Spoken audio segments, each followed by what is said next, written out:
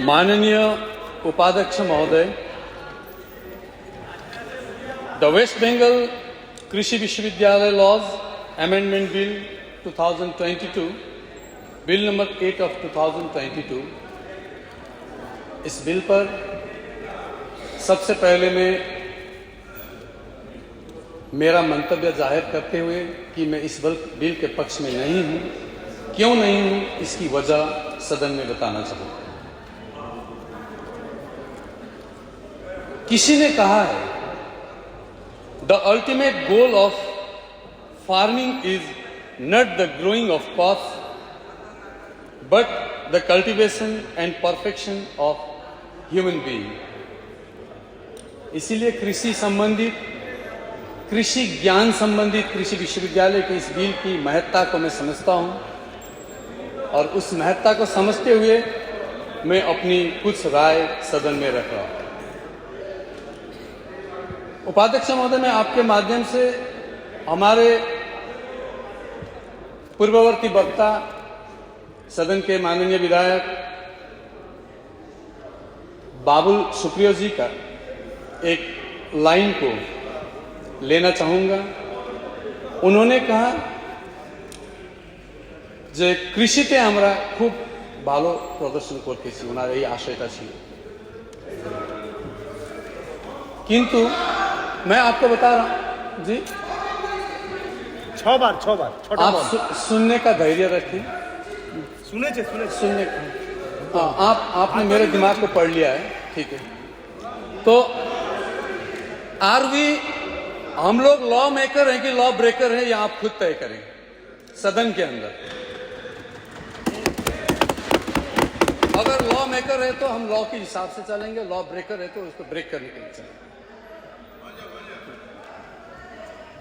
मैं आपको बताना चाहूंगा, मैं जिस क्षेत्र से आता हूं, पहाड़ी क्षेत्र से, आज बंगाल का सबसे बड़ा कैश क्रॉप उस क्षेत्र में होता है, इलायची। आपको मालूम है कि इलायची हमारे क्षेत्र से काफी निर्यात होती है, और हमारे क्षेत्र में संतरा होता है, अदरक होता है जो विदेशों में जाती है। लेकिन आज मैं जिस कृषि की बात कर रहा हूं, आप अभी एक कमेटी बिठाएं इन तीनों कैश क्रॉप के ऊपर, ये आज किस रसातल पर पहुंचा है, तब वो कमेटी रिपोर्ट में निकली।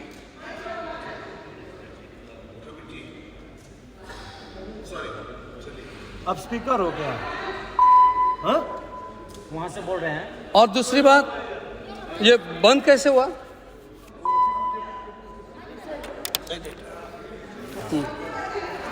हाँ, बैठ जाओ। हाँ। रही बात, मैं इस बिल को क्यों विरोध कर रहा हूं, समर्थन क्यों नहीं कर रहा हूं। हमारे विपक्षी बंधुओं ने कहा कि 5 साल की उनकी अनुभव जो है, वो पुराने जो अनुभव है वो और 5 साल लिया जाए, उनकी एक्सपीरियंस को लिया जाए।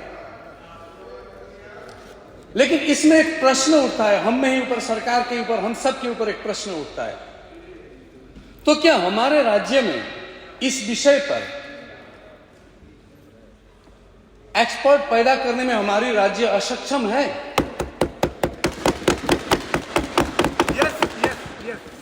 हमारे पढ़े लिखे भाई बहनों के ऊपर ये मुझे लगता है एक मीठी गाली साबित होगी। हम जब युवाओं को अवसर ही नहीं देते हैं तो उनमें अनुभव कहां से ढूंढेंगे? देखिए, मैं एक चीज को कहना चाहूंगा, हर विज्ञापन पर लिखा हुआ होता है कि उनको इतनी साल की अनुभव चाहिए। आप युवाओं को मौका ही नहीं देंगे तो उनके पास अनुभव आएगी कहां से? मैं 22 सांसद की बात कर रहा हूं। अरे माइक डाउन करे, कखनो बोलेছেন? मैं इस बिल के ऊपर कुछ जमीनी तथ्य मैं बता रहा हूं। हम लोग लॉ ब्रेकर नहीं है, लॉ मेकर जी। और आप तो मंत्री भी हैं, आप समझते हैं इस चीज को। कुछ जमीनी तथ्य, कृषि शिक्षा, कुछ सुझाव हमारे राज्य में दो कृषि विश्वविद्यालय होते हुए भी हमारे क्षेत्र के कृषक कुछ समस्याओं से जूझ रहे हैं। मैं अपनी क्षेत्र की बात करूंगा, उपाध्यक्ष महोदय। कृषि विद्यालय के तहत पहाड़ में कालिम्पोंग में जो रीजनल रिसर्च स्टेशन है, उसका अवस्था आज हर तरफ से जीर्ण है, हर डायमेंशन से जीर्ण है। यह पहाड़ी क्षेत्र में होने वाले फसलों का शोध किया जाता है इस सेंटर पर। हमें लगता है ये बाबा आदम के जमाने में जो सिस्टम था वही चला आ रहा है। हमें इसे स्ट्रेंथन करना चाहिए, बढ़ाना चाहिए, जिससे कृषक बंधुओं को लाभ मिले। मैंने कुछ देर पहले कहा, जैसे इलायची, अदरक, संतरा, ये आज विभिन्न रोगों के कारण नष्ट होते जा रहे हैं, और इधर हम कृषि को लेके दिमाग में राजनीति कर रहे हैं, मन में राजनीति कर रहे हैं, जमीन में राजनीति कर रहे हैं, और उधर हमारे नकदी फसल मृत्यु की कगार पर। देखिए, जैसे बंगाल में मुझे लगता है कि एक समय बंगाल की पाट खेती ये एक देश में ही पहचान के रूप में देखी जाती थी। आज पाट उद्योग का क्या अवस्था है, पाट खेती कितनी हो रही है। देखिए, आप हमें दोष देंगे, हम आपको दोष देंगे, हमारी जिम्मेदारी क्या है इसके ऊपर हम चर्चा कर रहे हैं। मैं किसी को दोष नहीं दे रहा हूं, मैं ना आपकी सरकार को दोष दे रहा हूं, ना मेरी सरकार को दोष दे रहा हूं। हमारी कुछ जिम्मेदारी होती है, उसके ऊपर मैं चर्चा कर रहा हूं।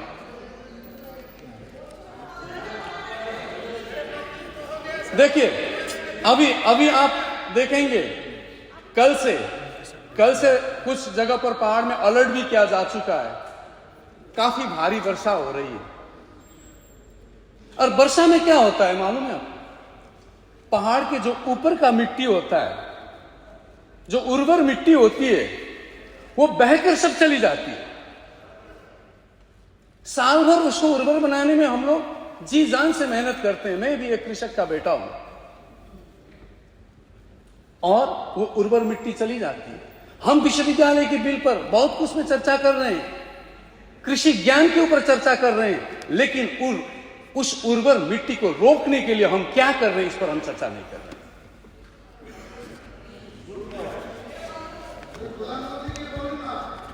जी, তাহলে মুখ্যমন্ত্রীকে রিজাইন করতে দিন, প্রধানমন্ত্রী বলবে। देखिए, हम कृषि विश्वविद्यालय के संबंधित बिल पर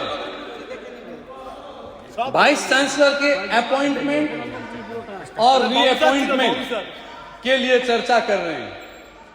देखिए, बातें ही करनी है तो आइए हमारी एमएलए हॉस्टल में चाय पर चर्चा करेंगे। आपको निमंत्रण देता हूं सभी को। दार्जिलिंग टी पिलाएंगे, दार्जिलिंग टी पिलाएंगे। मैं उसी क्षेत्र से आता हूं। तो हम कृषि विश्वविद्यालय के संबंधित बिल पर आसाम वाइस चांसलर के अपॉइंटमेंट और रीअपॉइंटमेंट पर चर्चा कर रहे हैं, और उधर ये पूरी बंगाल में ही देख लें, जब ठंड का मौसम होता है, जिसको एग्रो लैंग्वेज में हम लोग लीन पीरियड कहते हैं, लीन पीरियड, तो उस समय पर्याप्त सिंचाई की अभाव में कृषि ठीक तरह से पनप नहीं रही। और कुछ दिन पहले ही जो बजट सेशन हुआ था, उसमें भी मैंने कहा था कि एग्रीकल्चर में हम जितनी पैसा लगा रहे हैं सिंचाई में, उसकी तुलना में बहुत कम है, और एग्रीकल्चर और सिंचाई दो साथ साथ चलने वाली चीज। हम उस पर चर्चा नहीं कर रहे हैं। देखिए, इस बिल पर मैं कहना चाहूंगा, ये देखिए, वाइस चांसलर का reappointment for another term of 4 years subject to the satisfaction of the state government लिखा है। सरकार की, राज्य सरकार की सेटिस्फेक्शन पर, वो भी राज्य सरकार की सेटिस्फेक्शन। लेकिन हमें कृषि भंडारण के लिए कोल्ड स्टोरेज, विलेज मंडी सिस्टम जैसे विषयों पर सरकार का सेटिस्फेक्शन और डिससेटिस्फेक्शन कहीं दिखाई नहीं देती है। हम जितना उत्सुक वाइस चांसलर के अपॉइंटमेंट, रीअपॉइंटमेंट के लिए हो रहे हैं, उतना ही उत्सुक अगर पहाड़ में, समतल में ऑर्गेनिक फूड टेस्टिंग सेंटर के लिए होते, बहुत अच्छा होता। क्योंकि आज मैं एक चीज बता दूं, आप आज शायद सदन में आप कई डॉक्टर भी होंगे, आज राज्य में ये जो कैंसर का बीमारी है, हर 5वीं 6ठी घर पर दिखाई दे रहा है। और इस कैंसर का सबसे बड़ा रीजन जो है, कारण जो है, हमारा फूड हैबिट, हम किस तरह का फूड खा रहे हैं।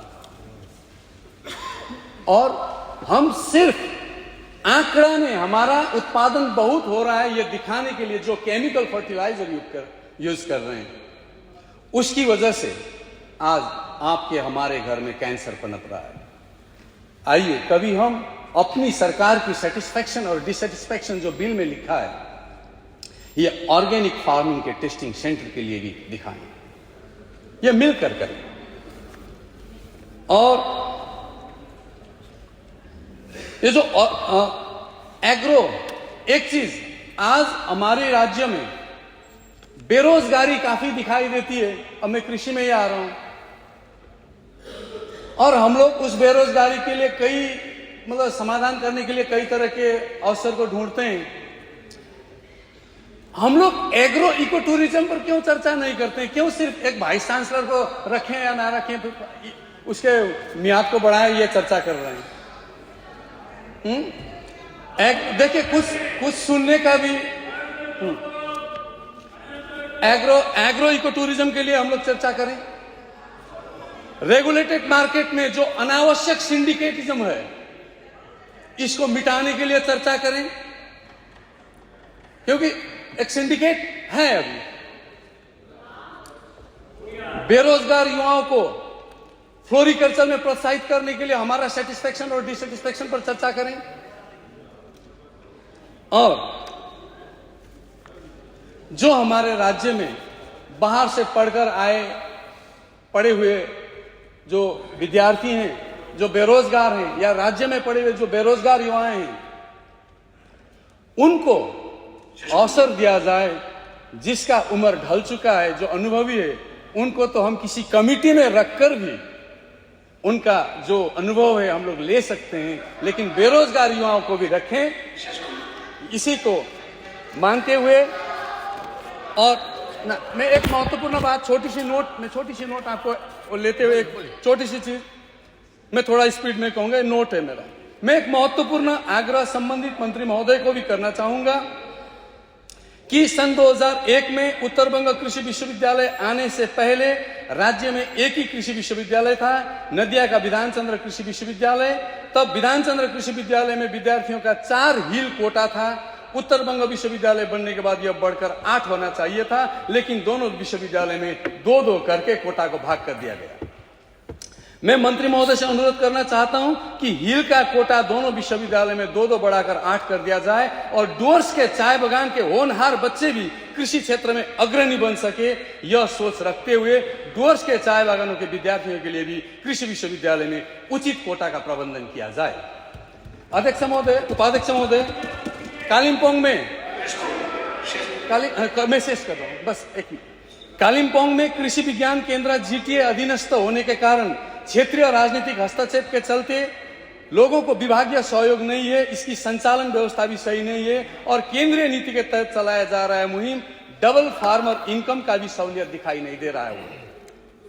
तो इस बिल पर चर्चा करते हुए मैं अंतिम आग्रह करना चाहूंगा, अंतिम आग्रह, ये मेरा लास्ट आग्रह है कि कृषि संबंध में शिक्षित व्यक्ति को ही कृषि पर संसाधन के रूप में लगाया जाए। मैं बंगाल की अच्छाई के लिए बोल रहा हूं, वो ये है कि मेरे सिंकोना क्षेत्र में जो डायरेक्टरेट है, सिंकोना डायरेक्टर, यहाँ के डायरेक्टर बोटानी अथवा केमिस्ट्री बैकग्राउंड के होने से रुग्ण सिंकोना उद्योग का लाभ होता, लेकिन हमारी सरकार ने एग्रीकल्चरिस्ट को वहाँ डायरेक्टर बना के रख दिया। डॉक्टरेट है